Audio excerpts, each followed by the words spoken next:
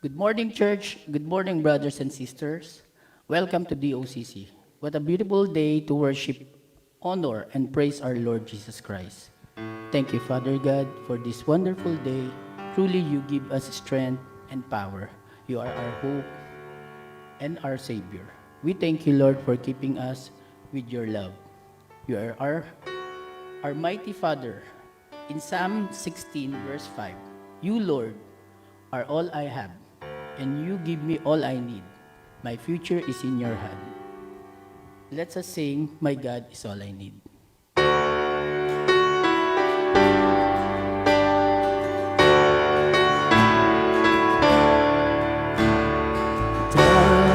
Dark is the valley, fades the light at my feet. But whatever may face me, my God is all I need.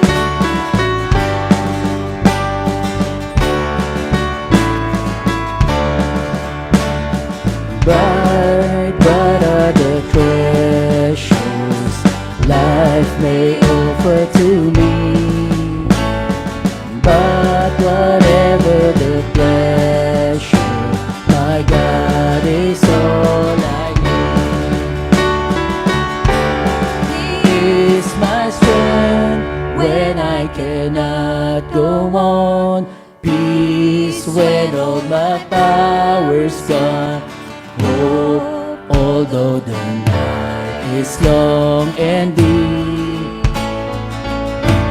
He is my song, for He has rescued me. Joy, now He has set me free. Praise, praise to my Father be. My God is all I need.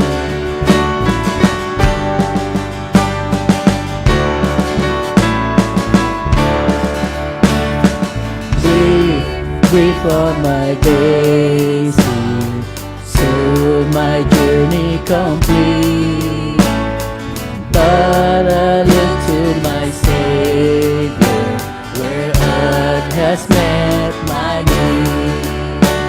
Yes, God has set my need. He is my strength when I cannot go on. Peace when all my power's gone. Although the night is long and deep. He is my song, for He has rescued me. Joy, now He has set me free. Praise, praise to my Father be. My God is all I need.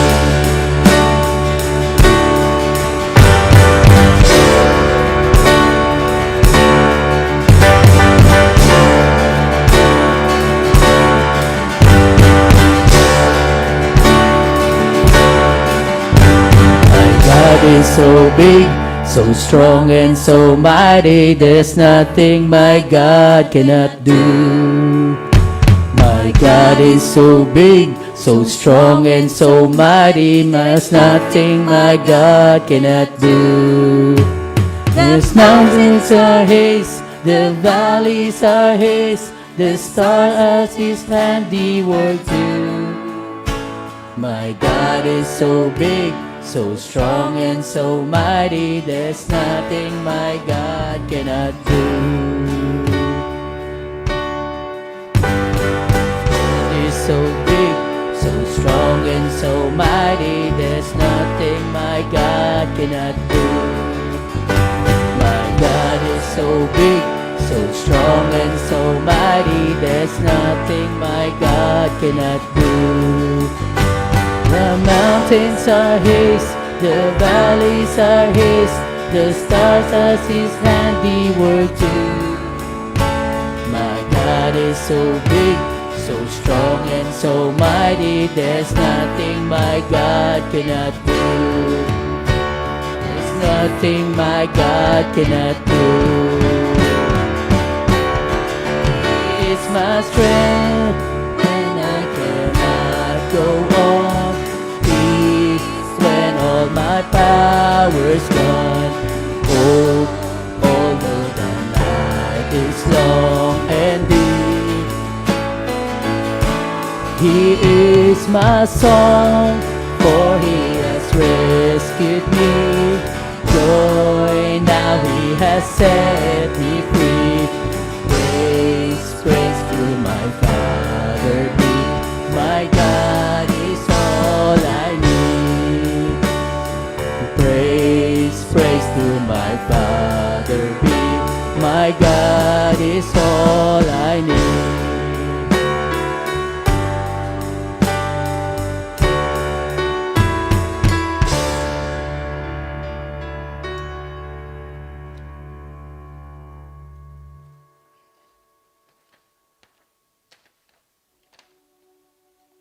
As we continue to worship our Lord Jesus Christ, O Lord, we pray for today's service that we may reach all the people who are watching in their home to rejoice and praise you. Truly, Lord Father, you deserve all honor and praise alone because you are mighty to save us from all our sins, our Savior. Let us sing, Mighty to Save.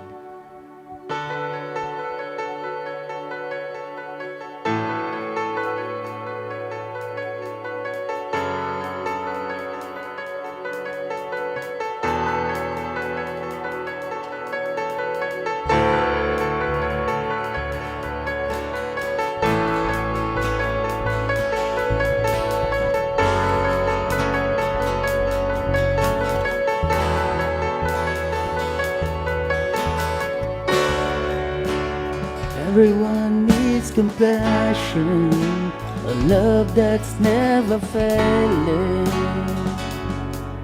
Let mercy fall on me. Everyone needs forgiveness, the kindness of a Savior, a hope of nations.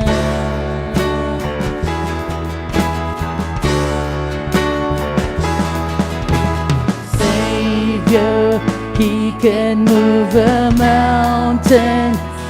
My God is mighty to save. He is mighty to save. Forever, author of salvation. He rose and conquered the grave. Jesus conquered the grave.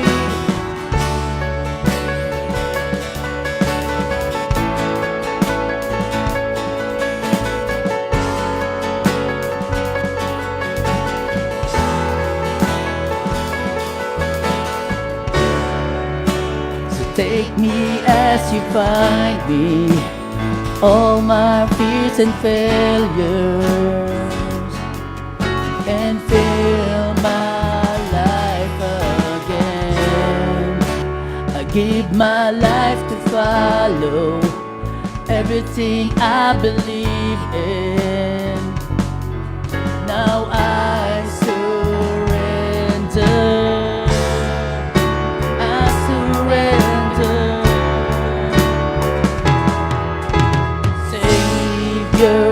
He can move a mountain.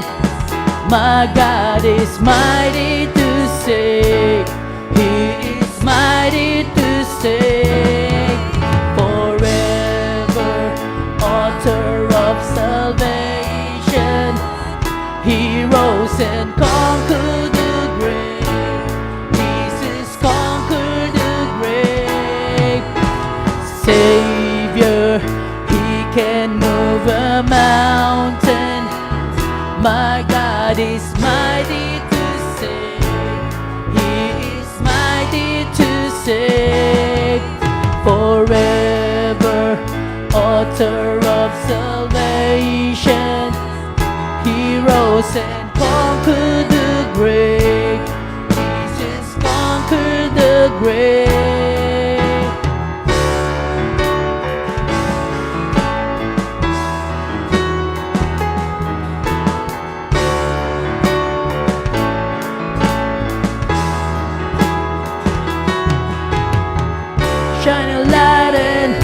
let the whole world see. Singing for the glory of the risen King. Jesus, shine a light and let the whole world see. Singing for the glory of the risen King. Savior, He can move a mountain. My God is mighty to save. He is mighty to save. Forever, author of salvation. He rose and conquered the grave. Jesus conquered the grave. Savior, He can move the mountains. My God is mighty to save. He is mighty to save. Forever, author of salvation.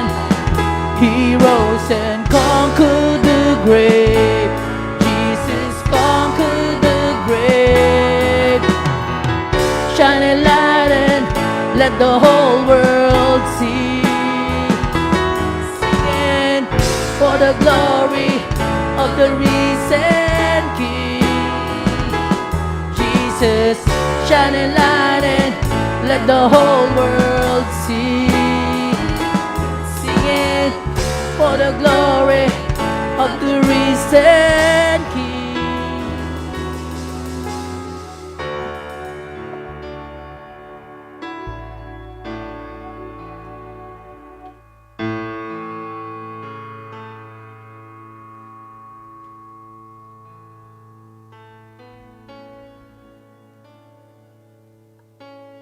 Hallelujah. Thank you, Lord.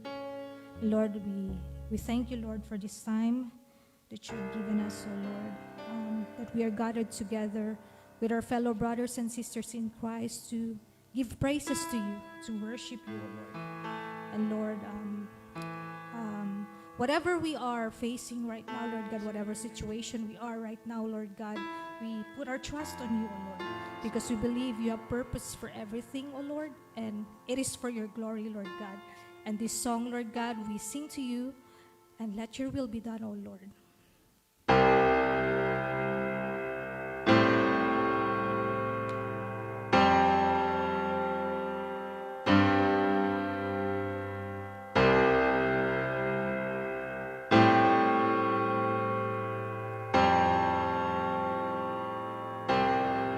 Your will be done, my God and Father, as in heaven, so on earth. My heart is drawn to self-exalting. Help me see your kingdom first. As Jesus walked, so I shall walk, held by your same unchanging love. Be still, my soul. Oh, lift your voice and pray. Father, not my will, but yours be done.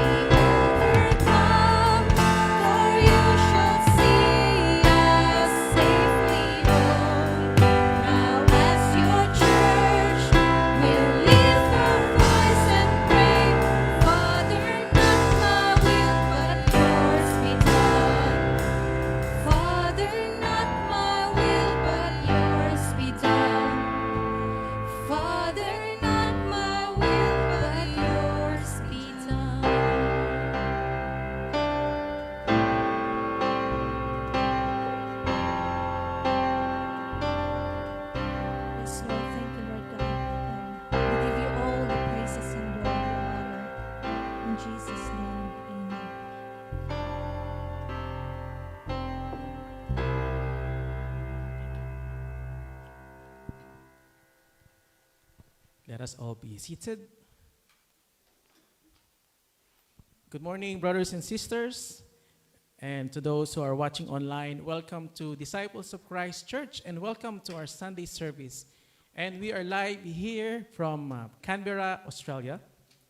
And I hope if you are listening right now and in the future, if we come across upon this video, we pray and hope that all the words, all the worship and prayer today will touch your hearts and make you come closer to the Lord. And for the word for today, our scripture will be from the 5th chapter of Matthew, verses 31 to 32. It has been said, anyone who divorces his wife must give her a certificate of divorce. But I tell you that anyone who divorces his wife, except for sexual immorality, makes her the victim of adultery. And anyone who marries a divorced woman commits adultery. Glory to you, Lord, for your word. And moving on, brothers and sisters, and also to those who are watching online, the things that you see around us, from the musical equipment to the projectors to this very podium, and all the works of the church, from evangelism, from sharing the food, financial assistance, all of those things are done by the church because of your generous giving. And on behalf of the church, we thank you very much for your continuous support by sharing your hard-earned money for the church. And with that, once again, we are asking to give generously to the church. And you can do that in 3 ways. You can give it through physical money with the boxes in this church, which you can give anytime. Or you can download the app called Tightly and select Disciples of Christ Church as your recipient. And the third one would be the bank transfer. You can do a bank transfer with the details of the bank shown on the screens right now. And as you are doing that, brothers and sisters, I would like to invite you to stand up and greet each other good morning.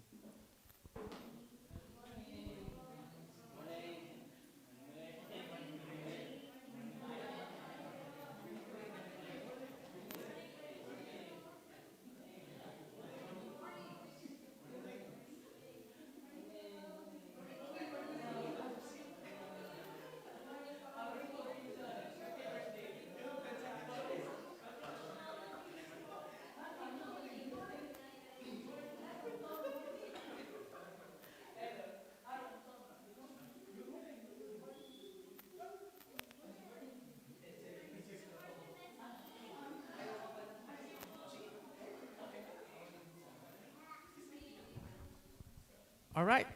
And to share with us the word about biblical marriage and divorce, I would like to introduce Brother Long Banak. Thank you. Thank you po, everyone.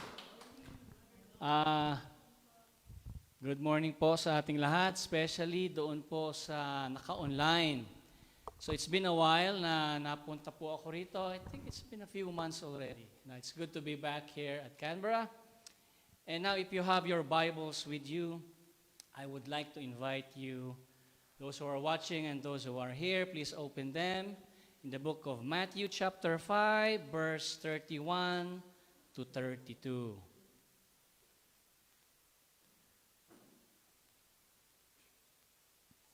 If you are ready, and I will read from NIV, verse 31.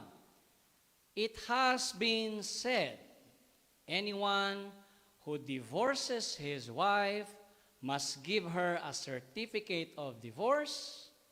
But I tell you, this is Jesus Christ saying, that anyone who divorces his wife except for sexual immorality makes her the victim of adultery. And anyone who marries a divorced woman commits adultery. That's the word of the Lord. Let's come to the Lord in prayer.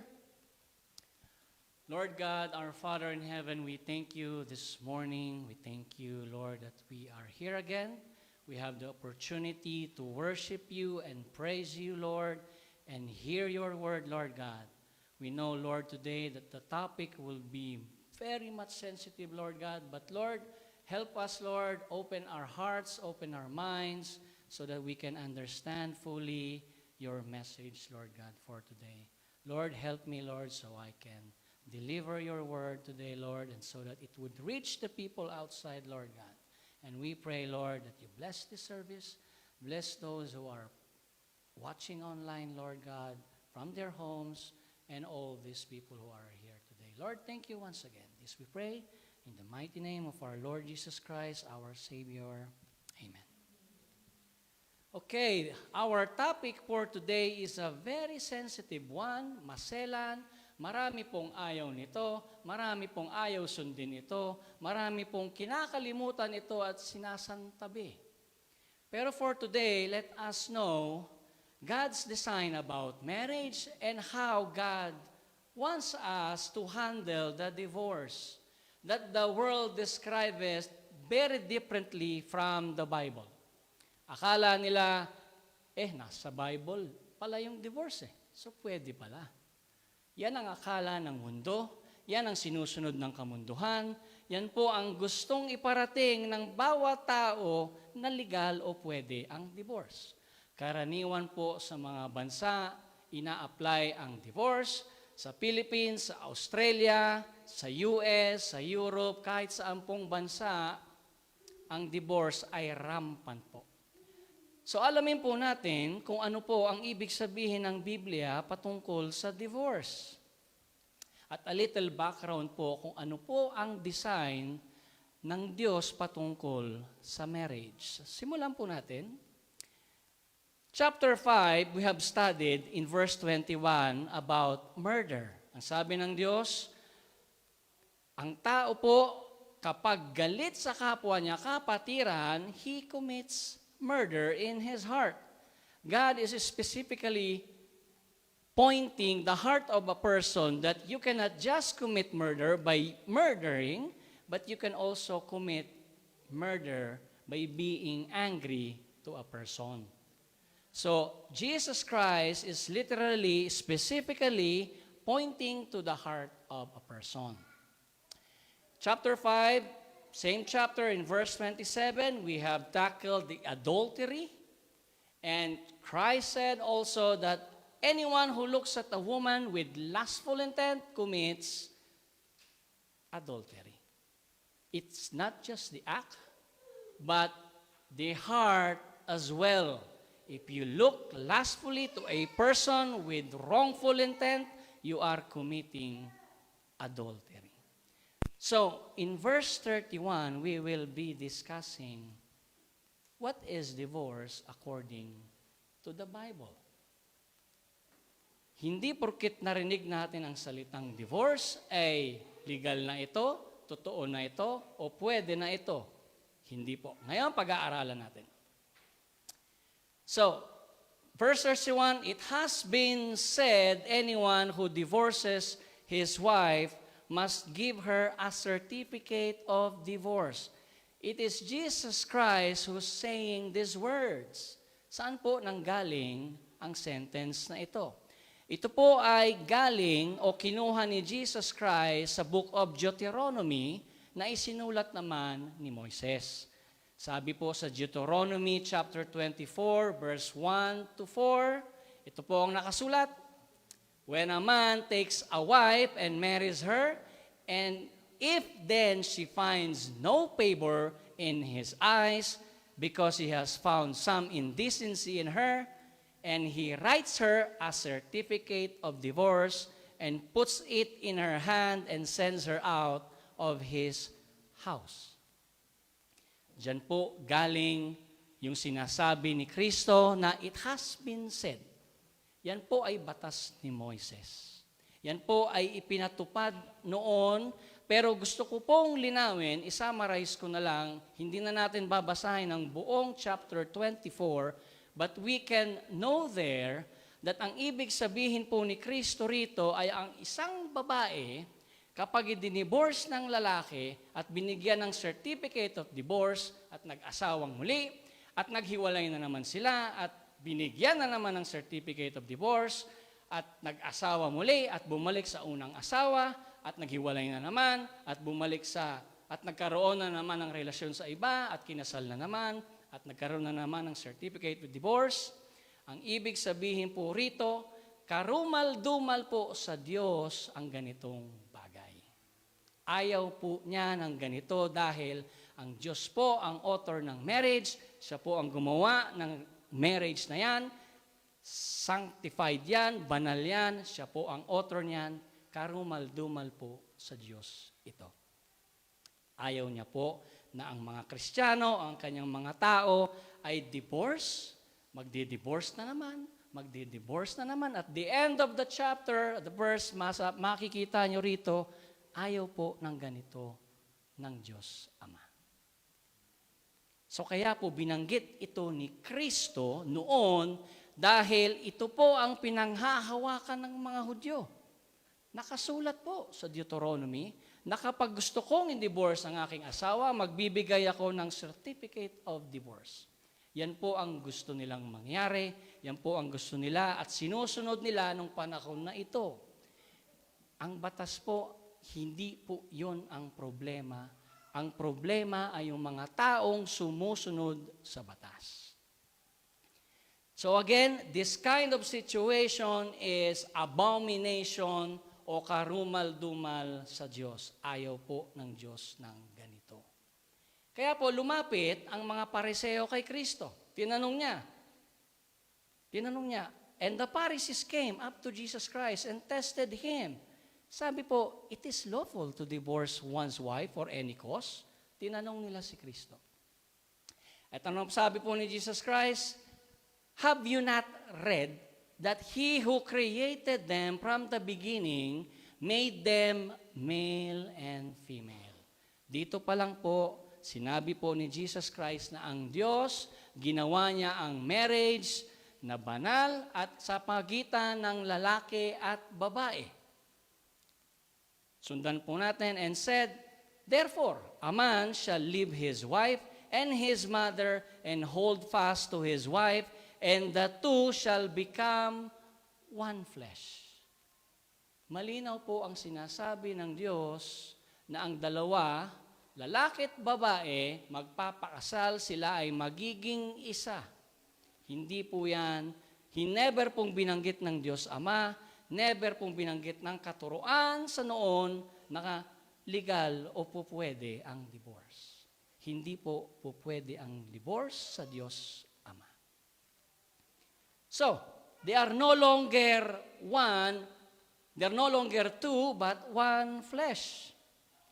What therefore God has joined together, let not man separate. Ang mag-asawa, wala pong sino man ang pwedeng maghiwalay. Ang pwede lang pong maghiwalay sa kanila ay ang Diyos mismo sa pamamagitan ng kamatayan. Kung ang isa ay patay na, ang lalaki o ang babae, yan po ay inaalaw ng Diyos na pwedeng mag-asawang muli ang babae o ang lalaki. Yan lang po ang pwede na pwedeng mag-asawa ang isa kung patay na ang kanyang kabiyak.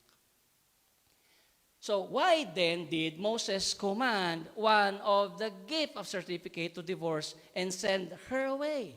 Bakit sinabi ni Moises ito? Tanong ng mga Pariseo at mga Saduseo. Kung hindi po pwede ito, bakit po binanggit ito ni Moises? Bakit ito tinuro sa amin ni Moises? Ito po ang sabi ni Kristo. And He said to them, because of your hardness of your heart, Moses allowed you to divorce your wives because the hardness of your heart. Ang titigas ng puso nyo, ang titigas ng ulo nyo, pero ang sabi po ni Kristo, but from the beginning, it was not so. Napakalinaw po sa 1 Corinthians. Sinabi po rito, Sa Matthew chapter 19, sinabi po rito, but from the beginning, it was not so. Bakit po sinabi ni Kristo, from the beginning, it was not so? Bakit niya alam? That the design of God for marriage is between man and woman, that no one should separate them. Walang pwede pong maghiwalay. Gusto ko pong banggitin o linawin sa ating lahat na nung ginawa po ang batas, nung binigay po ni Kristo, nung binigay ng Diyos ang batas kay Moises, lalo na ang Ten Commandments, gusto ko pong malinaw sa ating lahat na naroon po si Kristo nung ibinigay yun. Ngayon, meron pong pag-aaral, mga scholar, meron pong study na it is Christ Himself who gave the law to Moses. Pero masyado pong kontrobersyal ang bagay na yan, masyado pong maraming pag-aaral sa bagay na yan, kaya tayong mga Kristiyano, hindi na dapat nating pagtalunan yan. Kung si Kristo ba mismo ang nagbigay ng mga batas kay Moises o hindi, kung ang Ama ba mismo ang nagbigay ng batas kay Moises o hindi, ang importante sa atin, naroon si Kristo nung binigay ang mga batas kay Moises.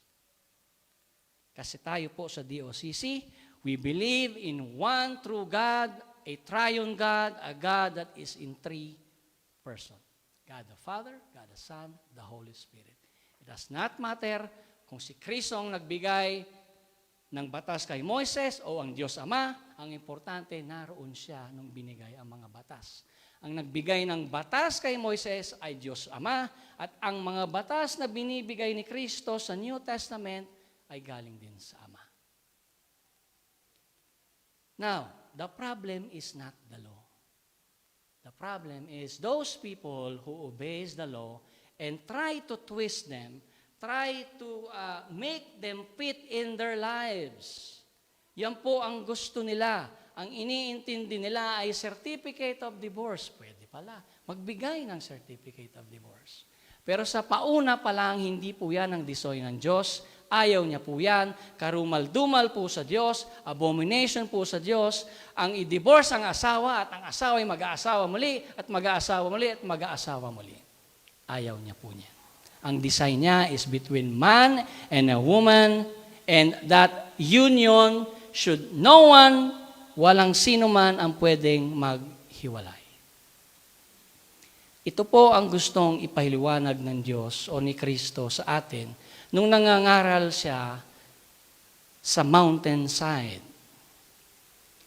Una, that every marriage is an act of God between man and woman.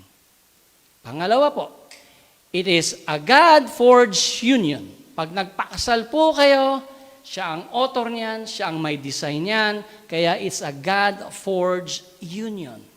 Ang dalawa ay magiging isa. Pangapat, so God's design for marriage always have been and always will be about merger. It's not about moving on. Nagpakasal ka para kayo'y maging isa, maging merge. Hindi dapat tayo nag-iisip, magpapakasal nga ako ngayon, pero later on, i-divorce ko rin ito. Papakasal ako ngayon, pero later on, hihiwalayan ko rin ito. Wala pong ganon. Ang design po ng Diyos sa marriage ay kayo ay magiging isa. It is about uniting, not untying. It's about closeness between husband and wife, not closure. It's about addition, not division. About being intertwined but not independent. It's about devotion and not divorce. Hindi po sinama ng Diyos Ama ang divorce nung kinreate niya, dinesign niya ang marriage. Hindi po yan ang kanyang intensyon. Sabi ni Kristo, nangyari ang mga bagay na yan sa katigasan ng inyong ulo. Sa katigasan ng inyong mga puso, ibinigay ang batas na yan ni Moises.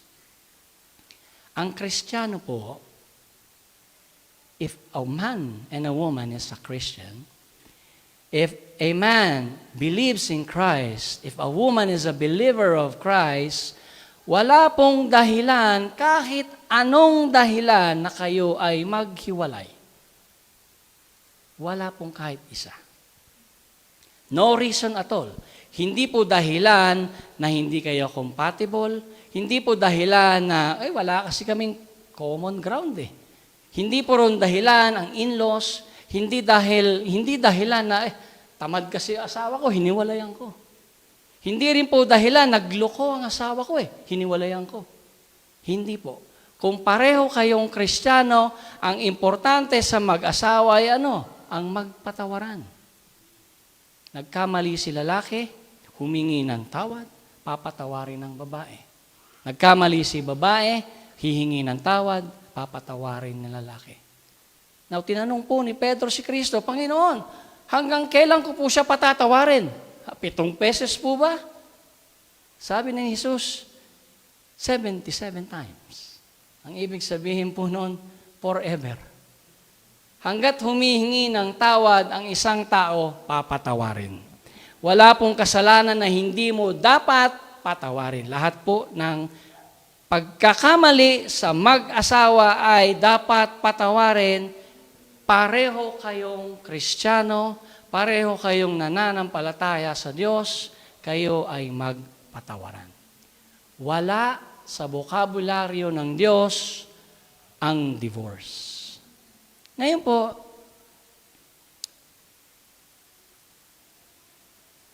dahil ganito po ang sitwasyon, binanggit po rito sa verse 32, but I tell you that anyone who divorces his wife, except, mayroon pong except, for sexual immorality, makes her the victim of adultery, and anyone who marries a divorced woman commits adultery. Dahil sa katigasan ng puso mo, hiniwalayan mo ang asawa mo, imbis na patawarin mo, nagkaroon ng pagdidivorce. Ang dahilan lang po na binabanggit ng Diyos na maaari kapag ang isa o ang asawa mo ay nag-commit ng sexual immorality. Pinapayagan po ba ito ng Diyos? Inaalaw po ba? Sinabi po ng Biblia rito, except sexual immorality, makes her the victim of adultery. Ano po ang ibig sabihin nun? Kapag hiniwalayan ko ang asawa ko, binigyan ko ng certificate of divorce dahil nangaliwa siya, hiniwalayan ko siya, kapag nag-asawa siya uli, nagkaroon uli ng partner o whatever, siya ay biktima ng adultery. Nagkakasala siya ng adultery. Ako nagkakasala rin kung meron akong kinasal na iba. Dahil po sa mata ng Diyos, hindi niya po yan pinaghihiwalay. Banggitin po natin bakit sinabi po ng Diyos ito. Except sexual immorality. Jeremiah 3, verse 8. Judah saw that for all the adulterers and that faithless one, Israel, I had sent her away with a decree of divorce. Ang Diyos Ama pala ay dinivorce din ang Israel. Paano po nangyari ito?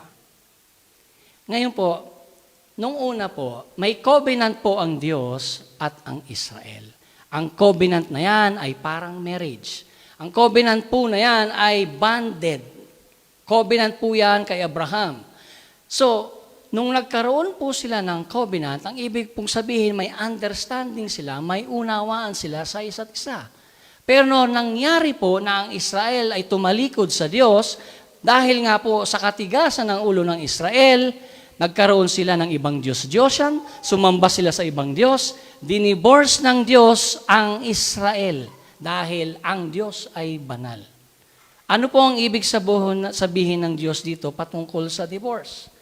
The decree that God gave to Israel, the decree of divorce, it does not mean the end of relationship.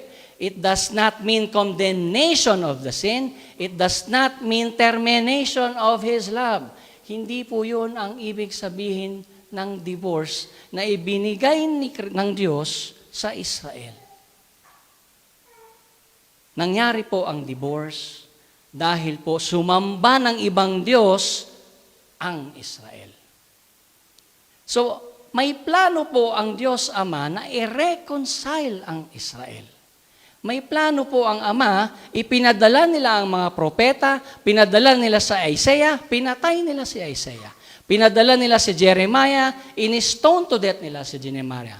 Pinadala nila si Amos, tinorture nila si Amos. Pinadala nila si Ezekiel, pinadala ng Diyos si Ezekiel, pinatay nila si Ezekiel. Pinadala ng Diyos si Prophet Micah, tinorture nila, minurder nila.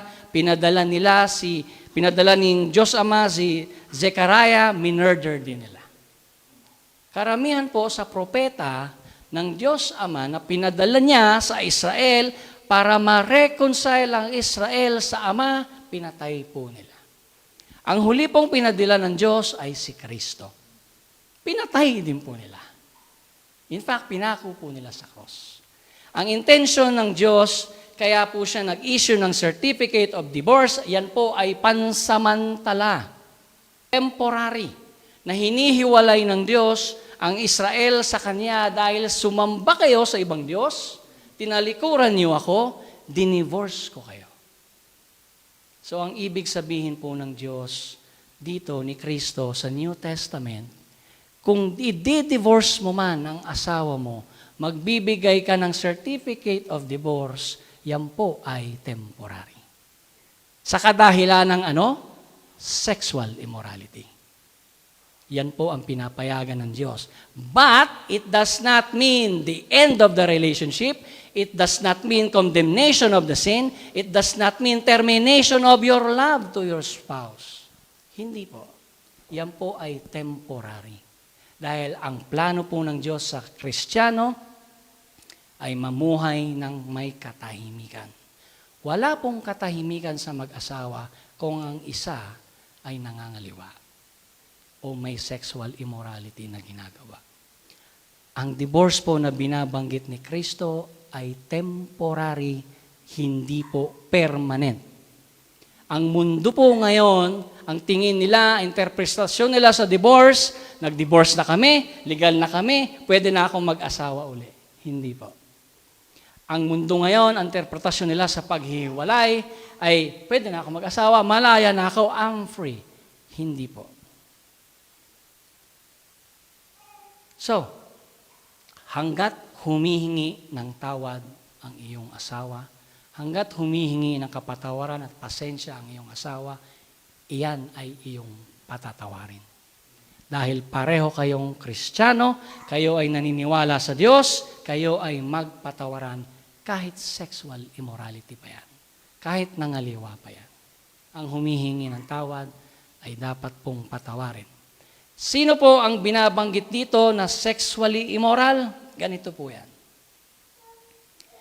Kaya po, pinapayagan ito ni Kristo dahil po ang sexually immoral, ito po ang tinatawag po ito ng Diyos na hindi po magmamana ng kaharian ng Diyos. Ang ibig sabihin po nito, ang asawa mong nagkaroon ng sexual immorality, ayaw humingi ng tawad, ayaw magsisi, nagre-rebelde, gustong umalis, gustong makipaghiwalay, dahil nga gusto sa kasalanan iyon, pinapayagan po yun pansamantalang maghihiwalay. Kung paano man, hindi ko po alam. Depende po yan sa sitwasyon ng mga mag-asawa. Ngayon po, sa isang Kristiyano, lagi pong may pagpapatawad. Pero sa isang taong sexually immoral, ayaw magbago, ayaw magsisi, ayaw tanggapin ang katotohanan, ayan po ang sabi ng Diyos, hayaan mo. Hayaan mong umalis. In fact, ang sabi sa Biblia, ibigay mo ka sa Satanas dahil ang pagkakataon, darating ang panahon, mare-reconcile po kayo. Kung magbago, magsisi, which is good. Bigyan mo ng panahon na kayo ay mag-reconcile. Bigyan mo ng panahon na kayo ay magkabalikan muli. Hindi po pwede na kayo ay nag-divorce at mag-aasawa ang isa. Hindi po pwede na mag-aalis kayo, maghihiwalay tayo, mag-aasawa ko. Nangaliwa ka, mangangaliwa rin ako. Wala pong ganun. So, in the same manner,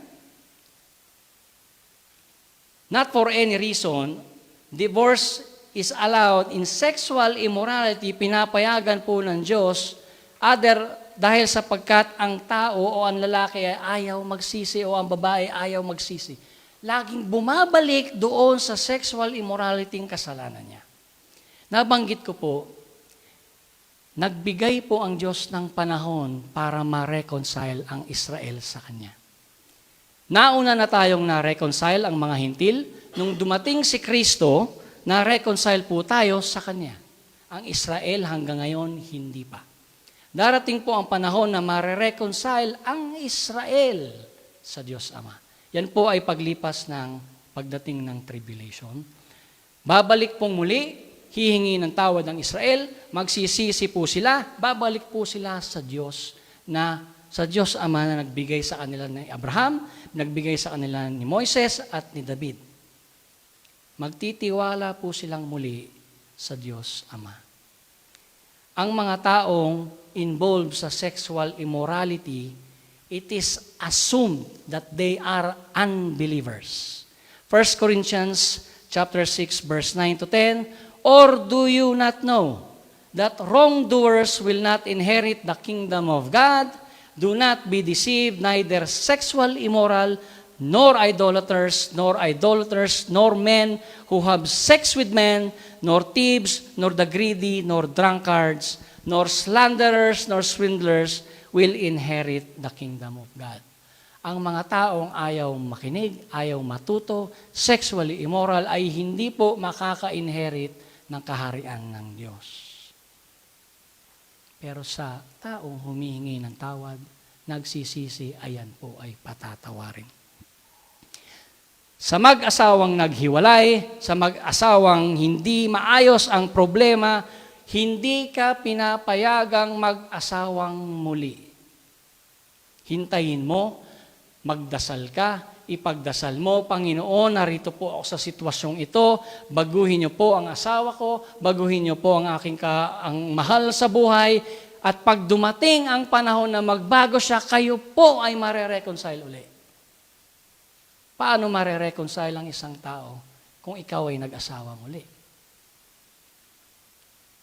So may trials and problem po sa buhay mag-asawa, pero ang divorce ay hindi solusyon. Nangyayari po yan. Bakit? Ano po ang sabi ni Kristo? Dahil sa katigasan ng puso mo. Ayaw mong sumunod, ayaw mong magsisi, inalaw yan dahil sa katigasan ng puso mo. Pero hindi po yan ang Diyos, hindi po yan ang design ng Diyos patungkol sa marriage. Sabi po sa 1 Corinthians chapter 7 verse 15, but if the unbeliever lives, ito na po yung sinasabi kong sexually immoral, ayaw magsisi, ayaw humingi ng tawad, ina-assume po yan ng Biblia na unbeliever, dahil ang believer ay laging humihingi ng tawad. But if the unbeliever lives, let it be so. The brother or the sister is not bound in such circumstances. God has called us to live in peace. Now, trials and problems sa mag-asawa nangyayari po. Nagkakaroon tayo ng tampuhan, alitan, pag-aaway, pero hindi po dinesign ng Diyos na kayo ay mag-divorce. Hindi niya po dinesign na kayo ay maghiwalay. Bakit po? Trials and problems are part of our Christian lives. James chapter 1 verse 2, consider it pure joy, my brothers and sisters, whenever you face trials of many kinds. Marami tayong problema sa buhay, but we consider it as joy kung tayo ay naglilingkod sa Diyos. We pray for our spouse, we pray for our husband, we pray for our wives, we ask God for guidance, deliverance, we seek His will, but never the divorce. Now, inutos din po ni San Pablo. 1 Corinthians chapter 7, the same book. To the married, I give this command. It is not I, but the Lord who give the command. Ano po ang sabi? A wife must not separate from her husband. Napakalinaw po ang utos ng Diyos. A wife must not separate from her husband. But if she does, she must remain, unmarried. Or else, be reconciled to her husband. Huwag po tayong mag-conclude kung dumating ang pagkakataon na nagkaproblema kayo, huwag niyo pong i-assume na pwede kayong mag-asawang muli. Hindi po yan pinapayagan ng Diyos. Ang mag-asawang Kristiyano ay laging nagpapatawad. Lagi pong may forgiveness, lalo na sa humihingi ng tawad. Ulitin ko po, but if she does, she must remain unmarried or else be reconciled to her husband. Ganon din po ang sinabi ng Diyos sa Israel. I am giving you a decree of divorce dahil sumamba kayo sa ibang Diyos. Pinatay niyo lahat ng propeta na pinadala ko. Pinatay niyo ang aking bugtong na anak na si Jesus. Darating po ang araw na ang Israel ay mare-reconcile sa Diyos Ama. Yan po ay pagdating na ng tribulation. Kasi hanggang ngayon po, hindi sila naniniwala na si Kristo ang Mesaya. Pinatay nga po nila eh. So, ganun din po sa mag-asawa, magpatawaran po tayo, wala pong kasalanang hindi napapatawad. Kapag sexually immoral ang asawa mo, ayaw magbago, ayaw magsisi, ito po'y ina-assume na unbeliever, ayaw makinig, ayaw humingi ng tawad, ang pong sabi ng Biblia, let it go. But, she or ang babae must remain what? Unmarried. Huwag kang mag-aasawa uli. Bigyan mo ng pagkakataon ang reconciliation. Nag-asawa ang lalaki, huwag kang gumanti. Nangaliwa ang lalaki, huwag ka ring mangaliwa. Dahil lagi pong may pagpapatawad sa Kristiyano. Now, 1 Corinthians chapter 7, nevertheless, each person should live as a believer in whatever situation the Lord assigned to them, just as God has called them. This is the rule I lay down in all the churches. What a man, ito po ang kagandahan nito, may mga pagkakataon po na may lalaki at babae o mag-asawa na naghiwalay, nag-divorce, nag-asawa uli, naghiwalay na naman, nag-asawa uli, nakapangatlong asawa na. Ito po ang binabanggit sa chapter 7, kung tinawag ka ng Diyos sa sitwasyong yan, nakakilala ka sa Diyos, nagsisi ka, humingi ka ng tawad, Lord, alam ko na ang totoo, Lord, patawarin niyo ako. Kung ano man ang sitwasyon ko ngayon, meron man akong bagong asawa ngayon, ang sabi ng Biblia, tinawag ka ng Diyos sa sitwasyong yan, manatili ka sa sitwasyong yan. Ito po ang sabi sa verse 18, what a man already circumcised, when he was called, he should not become uncircumcised. What a man uncircumcised, when he was called, he should not be circumcised. Sabi ng Diyos, circumcision is nothing, and uncircumcision is also nothing. Keeping God's command is what counts. Each person should remain in a situation when they were in when God called them. Kung nangyari po sa katigasan ng ulo nyo, kamangmangan, kawalan ng knowledge sa Biblia, nakailang asawa ka, nakailang kasal ka, narinito ka sa sitwasyong ito, naghumingi ka ng tawad, nagsisi ka, kung saan ka naroroon ngayon at ginagamit ka ng Diyos, manatili ka dyan. Hindi mo na mababago o maaayos pa ang nakaraan. Hindi na po importante sa Diyos ang iyong nakaraan. Tapos na po yun. Kaya po sa DOCC, kung may kapatiran man tayo na gano'n ang sitwasyon, we are not in a situation to judge them, to condemn them, but to accept the fact that God forgave them, nakailang asawa man yan, humingi sila ng tawad at nagbalik loob sa Diyos, tanggapin po natin kung ano sila ngayon. Hindi mo po pwedeng nakailang asawa yan. Hindi mo po pwedeng pagchismisan, nakailang kasal yan. Hindi po. Kung ano ang sitwasyon niya ngayon, tatanggapin po natin. Depende na po yan sa government na kung saan ka napapaloob. Sa Pilipinas, pinagbabawal po ang divorce at hindi ka pwedeng ikasal muli. Which is good. Dito sa Australia, ay pwede kang ikasal kahit ilang gusto mo. Divorce ka, apply ka ng divorce, apply ka ng kasal, pakasal ka uli. Pero mas masusunod po ang sinasabi ng Biblia, pinapayagan ka mang mag-divorce ng Australia, pero hindi ka pinapayagan ng Biblia o hindi ka pinapayagan ng Diyos. Maghiwalay man kayo, magkaroon man kayo ng problema, yan ay pansamantala. Hindi po solusyon ang magpakasal muli. Ang Kristiyano po ay lagi pong merong pagtitiis. James 1, verse 12, Blessed is the one who persevere under trial because having stood the test that the person will receive the crown of life that the Lord has promised to those who love Him.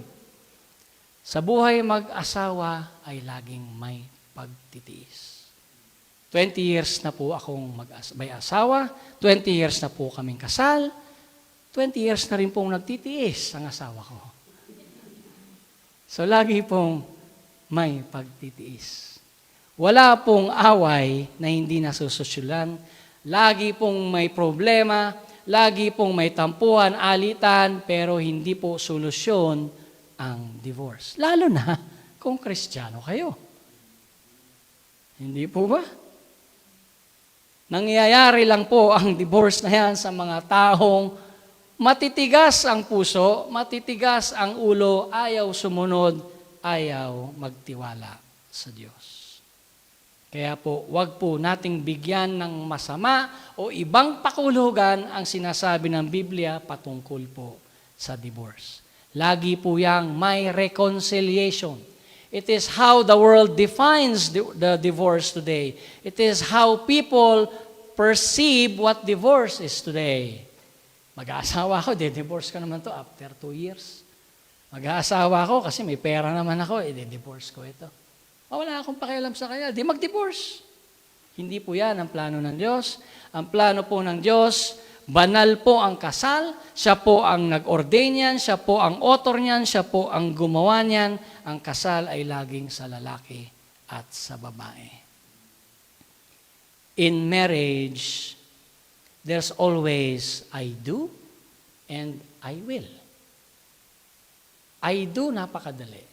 Sasabihin ng minister o pastor, do you accept Pedro to be your lawful husband? I do. Do I accept like Petra to be my lawful wife, your lawful wife? I do. Napakasarap sabihin ng I do. Pero pagkatapos mo niyan, lagi pong merong kasunod na I will. I will obey. I will follow the vow that I made. I will follow the laws of God, the commandments of God. I do and I will. Yes, living each day in light of marriage vow, I do. Napakasarap ng I do.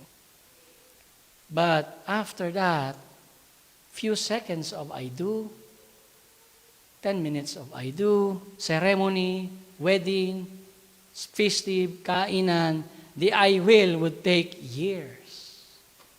Lifetime po yan. Ano po ang payo ng Biblia sa mag-asawa? Napakasimple. Sabi po sa Ephesians chapter 5, easy. Wives, submit to your own husbands. Napakadali po, di ba? Submit to your husband. Ito po ang mahirap. Husband, love your wife. Paano po ba mahalin ang asawa? 20 years na kaming mag-asawa hanggang ngayon, nasa proseso pa rin po ako kung paano mahalin ang asawa. Hindi po natatapos yan. Yan po ay lifetime na search goal para po yan masunod natin. Wives, submit to your husbands as to the Lord, in the way husbands should love their wives as their own bodies. He who loves his wife loves himself. Now again, God is the author of marriage. He is the one who designed this one. God hates divorce. He did not write it, including in the marriage. No, He did not wrote it. Nangyari po yan, binigayan ni Moses dahil bakit? Katigasan ng inyong mga puso. Pinaghihiwalay kayo, pero hindi kayo pinag-aasawang muli.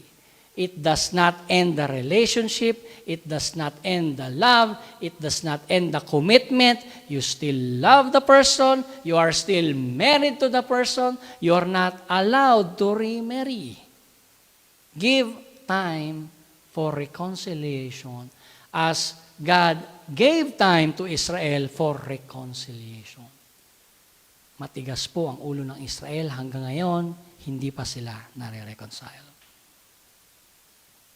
Now, sa buhay po natin, bilang mag-asawa, marami pong mga problema na nadadaanan. Ang sabi nga po si James na nabanggit ko kanina, sa isang Kristiyano po ay laging may pagtitiis, perseverance, love, yan po ang dapat na manguna sa atin. Hindi po galit. Napakahirap po talaga magpatawad. And I thank God na hindi pa nangyayari sa akin, sa aming mag-asawa. Papatawarin mo ang isang asawa mo na nagkaroon ng infidelity. Pero ang sinasabi po ng Biblia, patawarin po natin. Huwag po tayong magmatigas. Nangaliwa ka, ako rin. Nag-asawa kang muli, ako rin. So hindi po gano'n ang sinasabi ng Bible. At kung sakali man na nangyari na, unbeliever ka, mag-asawa kayo, kinasal ka, nakailang kasal ka man, nakasampu ka man, nakapito, at nakakilala ka sa Diyos, manatili ka sa sitwasyong yan at maglingkod ka sa Diyos. Hindi mo na po pwedeng balikan ang mga nauna mo ng asawa. Magkakaproblema ka lang. Tinawag po tayo ng Diyos na may kapayapaan. Hindi na importante sa Diyos ang kasalanan mo noon, ang importante sa Kanya, naglilingkod ka ngayon. Sa ating mga mag-asawang Kristiyano, sa ating relasyon, patuloy po tayong maglingkod, patuloy po tayong magpatawaran kung meron man pong problema sa atin. Hindi po solusyon ang divorce. At wala pong sinasabi ang Biblia na kayo ay pwedeng mag-divorce. Hindi niya po yan sinama nung yung ginawa niya ang marriage. Tayo po ay manalangin. Panginoong Diyos, muli salamat po sa inyong mensahe. Salamat po, Panginoon, na sa buhay namin, Panginoon, marami pong pagsubok, marami pong trials, Lord, but we find it joy, Lord God, even though we have trials and difficulties in our lives. Lord, pinagpapaubaya po namin ang lahat dahil po nagtitiwala po kami sa inyo. Kayo po ang aming Diyos na gagabay sa amin, Lord God. Salamat po sa ipinagkaloob niyo sa aming mensahe. Lord, as Kristiyano, Lord, priority po namin na magpatawad, Lord, sa bawat isa. Sa aming mga asawa, sa aming mga kasama po. Lord God, salamat po sa araw na ito. At muli, Lord, i-bless niyo po ang service na ito at fellowship na mangyayari sa amin. Lord, at dinadalangin po namin ang mga oras pa po na lalabis sa amin. Salamat po muli sa mensahe at sana po'y mangusap po ito sa aming mga puso at isabuhay po namin, Lord God. Ito po ang aming dalangin sa pangalan ni Jesus. Amen.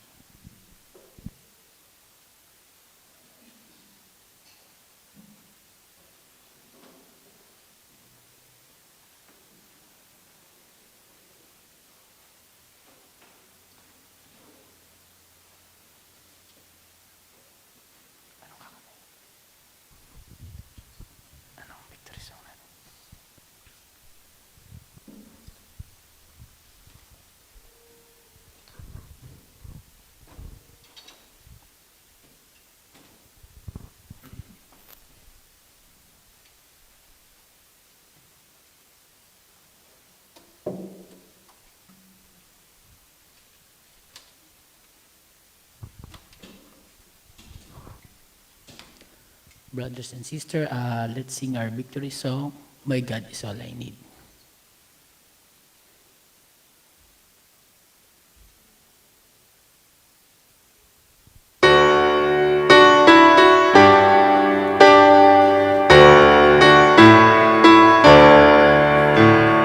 How dark is the valley, pain right on my feet.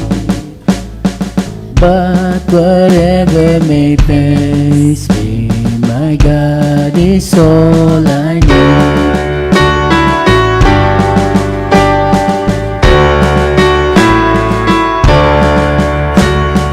Bright are the treasures life may offer to me. But whatever the pleasure, God is all I need. He is my strength when I cannot go on. Peace when all my power's gone. Hope, although the night is long and deep. He is my song, for He has rescued me. Joy, now He has set me free. Praise, praise to my Father be. My God is all I need.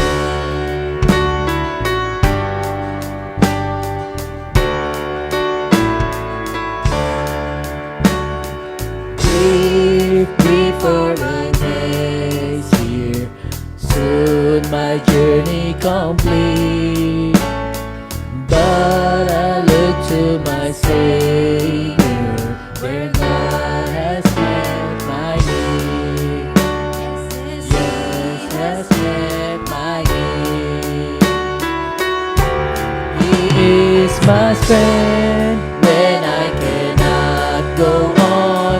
Peace when all my power's gone. Hope, although the night is long and deep. He is my song, for He has rescued me. Joy, now He has set me free. Praise, praise for my Father be. My God is all I need.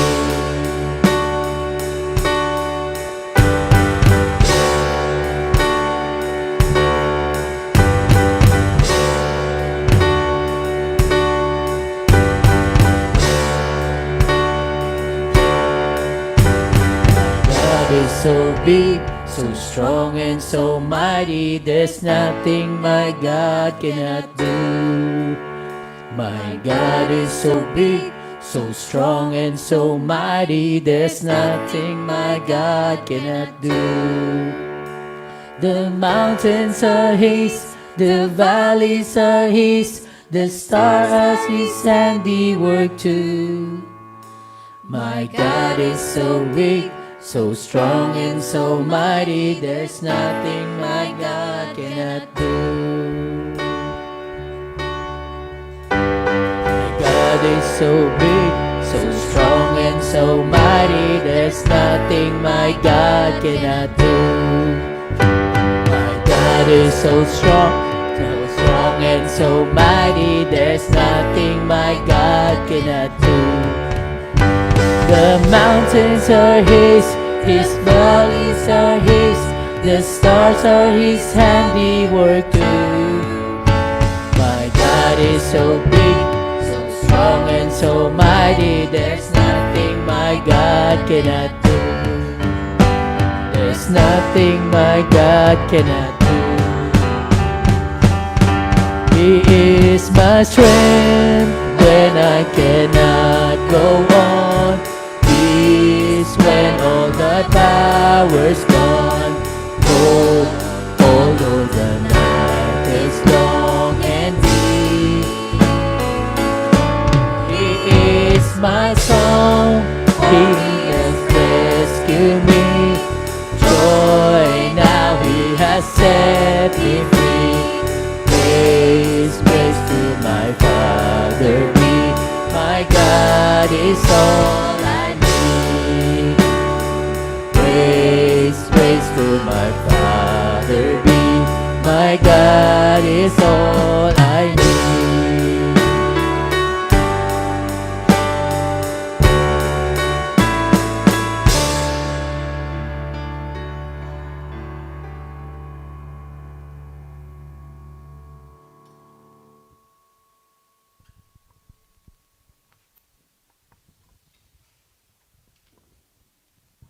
For our benediction po, may the grace of the Lord Jesus Christ and the love of God and the fellowship of the Holy Spirit be with you all. Thank you po, brothers and sisters. Wala. The Lord bless you. You, keep you. The Lord make his face shine on you and be gracious to you. The Lord turn his face forward to you and give you peace. The Lord will keep you from all harm. He will watch over your life. The Lord will watch over your coming and going both now and forever. May the God God who gives gives endurance and encouragement, give you the same attitude of mind toward each other that Christ Jesus had. So in one mind and one voice, you may glorify God, the Father, our Lord Jesus Christ. Thank you. Okay, after